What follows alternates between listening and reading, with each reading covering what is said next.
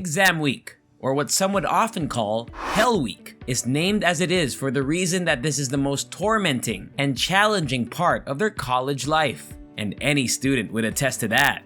But despite their hard work and sleepless nights, some students still fail to achieve the grades they're aiming for. I too was once a student who toiled to get satisfactory grades, and yet I still could not measure up. Until the day came that I discovered a few significant study habits that I've been missing all along.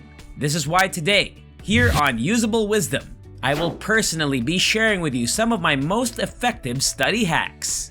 So if you also want to go from the bottom to the very top, then make sure to subscribe and hit the notification bell for more content like this.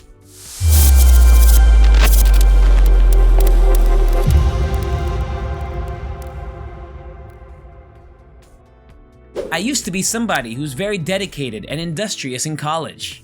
Just like a typical college student, I went to every single one of my classes, read all the assigned chapters, and studied for more tedious hours than I could ever count. With all of this effort, some would probably think I would end up being one of the top students in my program. Much to my dismay, however, this is not the case. Every single test and exam result I received was way far from being impressive. And with only a year left for me in my program, I began to wonder if a master's degree was still something I would be able to attain in my future. I have always wanted to be the very first in my family to earn a master's degree. My dream, on the other hand, was fading little by little as a result of these unsatisfactory marks I've been getting.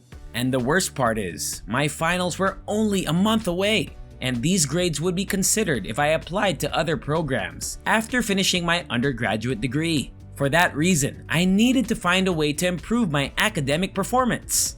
And a month before finals exams, I was introduced to podcasts, which I would consistently take time to listen to on my way to and from my classes every day. I was trying to look for some new episodes one day when I came across one that immediately piqued my interest.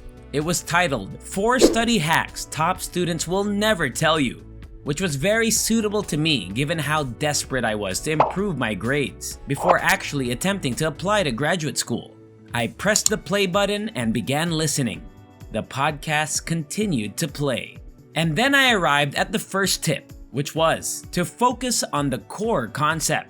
It was discussed there that many students will normally read the textbook from cover to cover, attempting to memorize every last detail while failing to fully comprehend the main concepts at a deeper level, allowing them to create more insightful exam answers. This has absolutely made perfect sense to me. Rather than what I was able to grasp, I would use how much I read as an indicator of sufficient studying. Was I writing poor answers on my exams because I didn't understand the concepts as well as I thought? I wondered. Then I continued to listen intently. The second study hack was to write down your notes by hand. I slightly chuckled to myself, as I found this amusing. Then I started to think this tip was rather out of date. Given the fact that typing is so much faster and would usually take less time, I was then surprised to learn that a 2014 study found out that students who handwrite their notes usually retain information much more efficiently than those who type their notes on a regular basis. I had originally assumed that typing meant that I was getting more information from my notes, but it turns out that writing your notes by hand causes it to process the information in your own words, resulting in better memory retention. I then had this realization that this podcast and newly discovered hacks would undoubtedly help me in my pursuit of better grades in school. Shortly after that, use Parkinson's Law was the third hack. Parkinson's Law? Isn't that some kind of disease? I thought to myself. And then the podcast explained that according to Parkinson's Law, work expands to fill all the time available to complete it. In the case of studying, this entails not putting time constraints on your study sessions. In essence, if you do not set time limits for studying, you are more likely to lack the focus that is required when reading and writing notes because you perceive your study time to have no end. Based on the podcast, top students would normally allocate the definite periods of time to study where they would focus intensely, then take breaks in intervals to allow their brain to process newly acquired information bit by bit. I had a little reality check because I was the type of student who believed that the more hours I spent studying, the more prepared I was.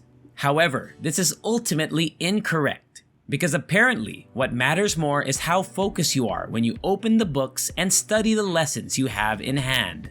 As my commute to school was nearing its end, the fourth and final hack was then presented to me, the study hack, which has quite honestly changed the course of my entire academic career. Was incredibly powerful that I still clearly remember exactly how the podcast host said it.